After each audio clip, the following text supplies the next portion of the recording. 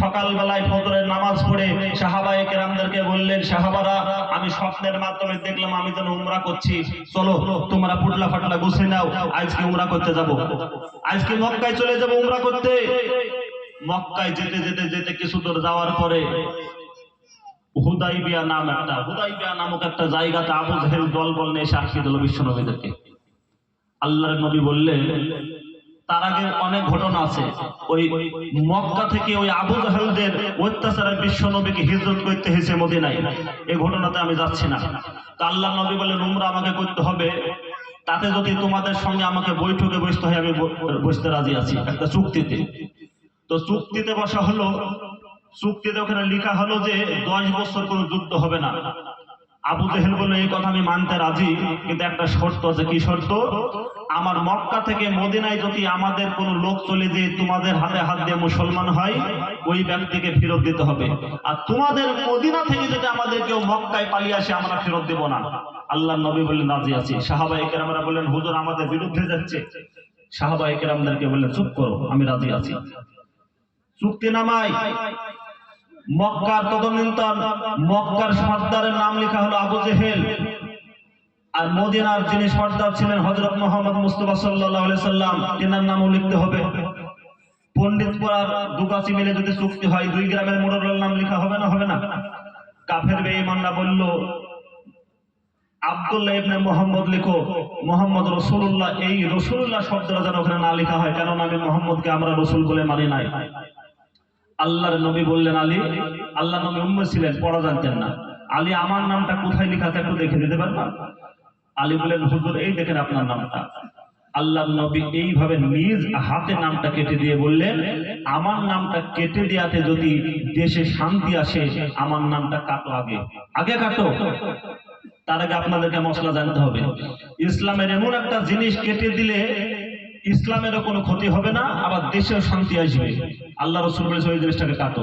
কিন্তু দেশে শান্তি আনতে গিয়ে ইসলামের এমন একটা জিনিস আপনি কেটে দিলেন, ইসলামের বড় ক্ষতি হয়ে যাবে, এখন আপনাকে ওই জিনিসটা কাটা যাবে না, আপনাকে জিহাদ করতে হবে। দেখুন এগুলো বুঝতে হবে।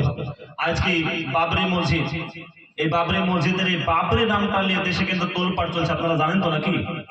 এই বাবরি নামটা কেটে দিলে ইসলামের কোনো ক্ষতি হবে বলে আপনাদের মনে হচ্ছে? আপনারা বলেন, ইসলামের কোনো ক্ষতি হবে কি? যদি বলা যায় যে দুগাছের মসজিদটা ভেঙে দাও, কোনো ক্ষতি হয়ে যাবে, মসজিদ ভাঙা পড়ে গেল, নামাজ পড়বে কোথায়?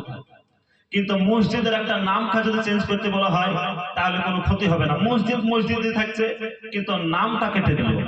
কিন্তু এইটা যারা নামাজ পড়ে না তারা বলছে যে নাম কাটতে এলে তোদের গর্দান কেটে দিব, কিন্তু তারা কোনোদিন নামাজও পড়বে না ওখানে, যে ওই লাইনে আমি যাচ্ছে না। তো বিশ্বনবীর নামটা কেটে দেওয়া হলো। তো মেরে মোহতারাম বুজুর্গ দোস্ত আজিজ, চুক্তি হলো 10 বছর কোনো যুদ্ধ হবে না। তো কাফের বেঈমানের দলেরা চুক্তি ভঙ্গ করে মুসলমানদেরকে মারতে শুরু করলো।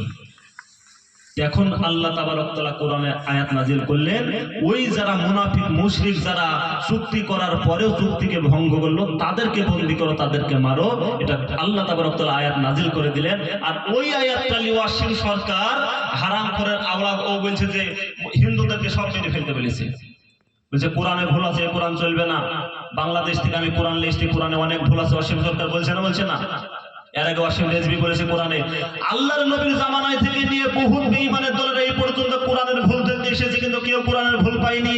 আমার আল্লাহ তাবারক তাআলা জানিয়ে দিলেন, যালিকাল কিতাবু লা রাইবা ফীহি, পৃথিবীতে বহু কিতাব এসেছে, প্রত্যেকটা কিতাবের ভিতরে খোঁজাখুঁজি করলে ভুল পাওয়া যাবে।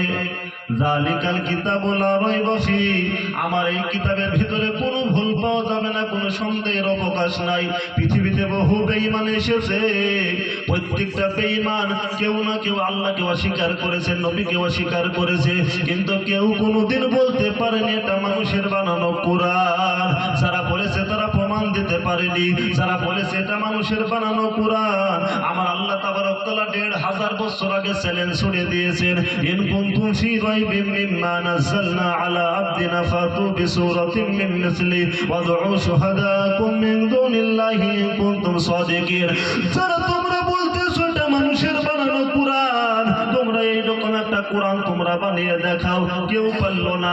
আমার আল্লাহ তাবারক ওয়া তাআলা আবার বললেন, এই কোরআন তোমাদেরকে বানাতে হবে না, এই কোরআনের ভিতরে আলাম তারা কাইফা ফাআলা থেকে সূরা নাস পর্যন্ত 10টা সূরা তোমরা বানিয়ে দেখাও, তাও পারল না। আমার আল্লাহ শেষ ফিনিশিং এ জানিয়ে দিলেন, এই কোরআনের ভিতরে সব থেকে যেটা ছোট্ট সূরা রয়েছে, ওই রকম একটা ছোট্ট সূরা তোমরা বানিয়ে দেখাও। সেই সময়তে বেঈমানের দলের একটা সূরা বানাতে গিয়েছিল, আল কারিয়াতু মাল কারিয়াতু ওয়া মা আদরাকা মাল কারিয়া। এই সূরার একটা কপি বের করতে চেয়েছিল, আল কারিয়াতু মাল কারিয়াতু ওয়া মা আদরাকা মাল কারিয়া। আমার আল্লাহ তাবারক তাআলা জানিয়ে দিলেন, কাল কঠিন কিয়ামতের দিন একটা বিরাট আওয়াজ হবে, ওই আওয়াজ সম্বন্ধে কি তোমাদের কাউরে ধারণা রয়েছে? আর বেঈমানের দলেরা যেটা বানালো, আল ফিল মাল ফিল ওয়া মা আদরাকা মাল ফিল, হাতি কি জিনিস তোমরা জানো? হাতি একটা বিরাট আকারের জন্তু, হাতির সামনের দিকে একখানা সরু রয়েছে, আর গরুর মতন বড় বড় দোকানা কান রয়েছে। ওদের দলেই বলা বলি করতে লাগলো, বোকারে বোকা, পাগল কোথাকার, হাতি কি জিনিস একটা বাচ্চা ছেলে কেউ জিজ্ঞাসা করলে বলে দিতে পারবে? হাতি কি জিনিস একটা পাগল কেউ জিজ্ঞাসা করলে বলে দিতে পারবে? এটা আবার সূরা হলো, ওই সূরা টিকলো না। বিখ্যাত কবিয়ালকে ডাকা হলো, লাবিদ বিন রাবিয়া, সেই সময়কার বিরাট বড় কবি, একটা সূরা বানাতে হবে। লাবিদ বিন রাবিয়া বলল, আমাকে সময় দাও, রাত্রিবেলায় ঠান্ডা মাথায় বসে বসে আমি সূরা লিখে দেব, লিখে দেওয়ার পরে মদিনার গেটে আমি টাঙিয়ে রাখবো, সূর্য ওঠার পরে তোমরা এসে সব দেখে যাবা। মানুষের ঘুম হয় না, উষানে শুরু হয়ে গেল রাত্রিবেলায়। সকাল কখন হবে সূরা দেখবো। সকাল হয়ে গেল, সূর্য উঠে গেল, সব তলে তলে মদিনার গেটে চলে গেল। দেখে আসতে আর জিজ্ঞাসা করছে, আরে কি লেখা আছে? তো তুমি যেয়ে পড়ো গা। আবার আর একজন আসতে, কি লেখা আছে রে ভাই? তুমি যেয়ে পড়ো গা। সবাই যে গেটে যেয়ে পড়ে দেখলো, লাইসা হাজাল কালাম কালামিল বাশার, এটা কোনো মানুষের বানানো কোরআন নয়, আর মানুষের পক্ষে এই কোরআন লেখা সম্ভব নয়। এটা আল্লাহর পাকের, এটা আল্লাহ পাকের পক্ষ হইতে এসেছে। একবার জোরে বলা যাবে না সুবহানাল্লাহ? লাবিদ বিন রাবিয়া এটা লিখে পালিয়ে গেল, উদাও হয়ে গেল, দেখা গেল না। কিছুদিন পরে ওই লাবিদ বিন রাবিয়া কলেমা পড়ে মুসলমান হয়ে গেছে। জোরে বলে সুবহানাল্লাহ, আর জোরে বলে সুবহানাল্লাহ। এই কোরআন এটা আল্লাহ পাক বিশ্ব নবীর উপরে অবতীর্ণ করেছেন, সারা জাহানের মানুষের পথ প্রদর্শক হিসাবে একটা কিতাব পাঠিয়েছেন, যে কিতাবটার নাম হলো আল কোরআন। জোরে বলে সুবহানাল্লাহ, আর জোরে বলে সুবহানাল্লাহ। এই কোরআন আমাদেরকে জানতে হবে, এই কোরআন আমাদেরকে মানতে হবে। এই কোরআন যদি না জানেন, তাহলে আপনি নামাজ পড়বেন, নামাজ সঠিক হবে না। আপনি রাস্তায় চলবেন, ভুল রাস্তায় চলবেন, পথ ভ্রষ্ট হয়ে যাবে। আর কোরআন যদি আপনি মেনে নেন, জেনে নেন, পড়ে নেন, আপনার নামাজ সঠিক হবে, আপনার রাস্তায় চলবেন, রাস্তা সঠিক পাবে।